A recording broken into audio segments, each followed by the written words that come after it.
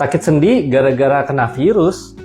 Yuk belajar rheumatologi bersama saya Dr. Reynaldo, spesialis penyakit dalam. Banyak pasien datang ke poliklinik untuk konsultasi ya, karena nyeri-nyeri sendi, linu-linu, bisa di tangan, bisa di kaki, bisa di lutut, bahu, siku, dan gejalanya ini cukup lama, bisa lebih dari 2 minggu, dan biasanya pasiennya panik. Dok, saya apa jangan-jangan kena rematik, atau jangan-jangan saya kena pengapuran. Usut punya usut, ternyata sebelum mengalami nyeri sendinya sempat ada gejala infeksi akut, demam tinggi, sakit kepala, bahkan ada yang sakit tenggorokan juga, batuk pilek. Nah, kondisi seperti ini sangat mungkin terjadi yang namanya viral arthritis. Jadi viral arthritis adalah peradangan sendi yang berlanjut setelah terjadi infeksi virus. Penyebabnya tentu saja karena terbentuknya parameter peradangan atau zat-zat inflamasi yang bersirkulasi menyerang sendi pasca tubuh kemasukan virus.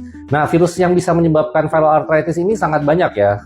Sebut saja misalnya parvovirus, alfavirus, yang terkenal juga chikungunya, kadang influenza juga bisa, kemudian virus-virus spesifik seperti hepatitis B, hepatitis C, bahkan HIV itu juga bisa, cytomegalovirus, Epstein-Barr virus, virus-virus herpes, itu juga semuanya bisa.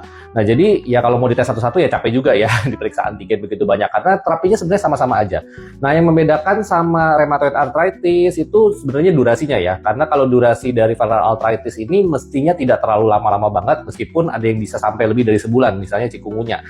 Dan kalau misalnya dicek parameter imunologis, misalnya rheumatic factor, itu mestinya negatif, meskipun kalau dicek parameter peradangan seperti misalnya CRP atau laju endap darah itu bisa saja meningkat pada pasien-pasien dengan viral arthritis.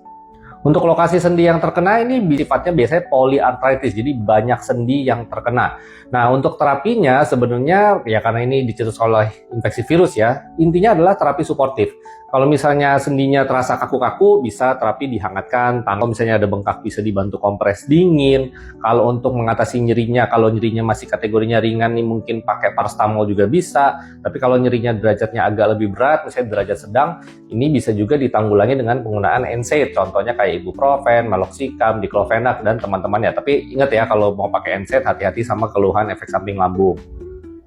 Kalau sampai keluhan nyeri sendinya ini berlangsung menetap, nah baru deh tuh perlu investigasi lebih lanjut untuk menyingkirkan diagnosa banding. Apakah memang jangan-jangan ada rheumatoid arthritis? Nanti mesti dicek misalnya rheumatoid factor, anti-CCP antibody, atau misalnya curiga autoimun yang lain, misalnya lupus. Mungkin mesti periksa ANA atau profil ANA-nya. Tapi itu semua perlu dilakukan kalau gejalanya menetap, apalagi kalau sudah lebih dari 6 minggu. Semoga penjelasannya bisa dimengerti. Kalau ada pertanyaan lanjutan soal penyakit rematik, langsung aja komen di bawah.